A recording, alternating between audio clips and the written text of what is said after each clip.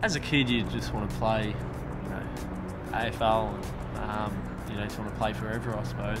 Everyone's dream is playing a grand final, so it would have been nice to have played and won one. Everyone's dream is to win a premiership, and probably getting drafted, that's all I ever wanted to do.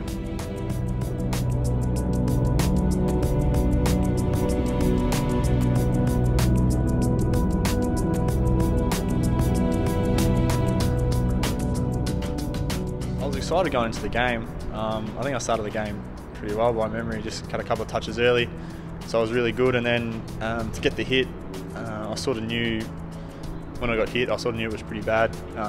Had some pretty bad feelings in my arms, and so when I came off the ground and the doctor sort of checked me out, I sort of knew there that that's probably close to, that's going to be it for me in my football. And then going to the hospital and getting all the results, you sort of knew then that that would be it. So it started off as a good day, and any day is a good day when you're playing footy. And then to go and at the end of the day, not even end of the game, you sort of knew that that would be the last little bit of footy I would have played. So it started on a pretty good high and ended on a pretty down low. It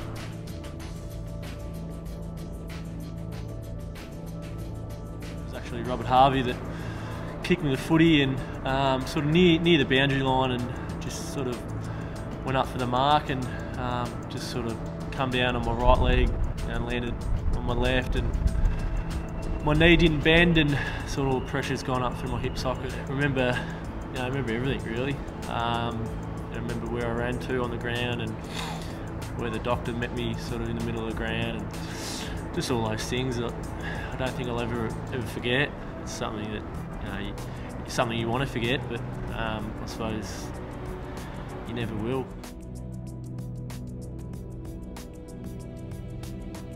Every week I was telling my family, I was telling my friends, yeah, I'll be right this week, I'll be right this week. But it just went on and on and on. And yeah, maybe that was something to do with me sorting to lose my love of the game. But yeah, just the frustration of having to keep doing my rehab and keep going on the bike or in the pool. Yeah, it just took its toll, I think. I think there was probably a stage, probably 6 months there, where I really I stopped. I just wanted to avoid the footy club at all costs, so I'd go in and do what I had to do, and then I'd just get out of there and sort of take refuge in schoolmates and stuff like that, just to sort of blank out that I was actually still playing football. And yeah, there was it was a very frustrating and dark couple of months there, where before I'd sort of made up my decision that I didn't want to play anymore. Hearing it the first time, it was as if I couldn't believe it, because I couldn't believe that something I couldn't control, or something I had no control over, was restricting me from playing footy. I felt like I knew my body better than anyone else did, and if I felt like I was okay to play footy, then who's this guy to tell me that I shouldn't? I really had no idea what I wanted to do. I knew that I wanted to go to university, but deciding what to study and deciding exactly what I wanted to do with the rest of my life was a pretty daunting thing. I've always, ever since I was probably 5 years old, I had planned on playing AFL and making a career out of it, but realising that wasn't to be, and having to work out going to universities and stuff like that, that was yeah, it's a daunting feeling. It's tough, especially being at the start of my career, I guess.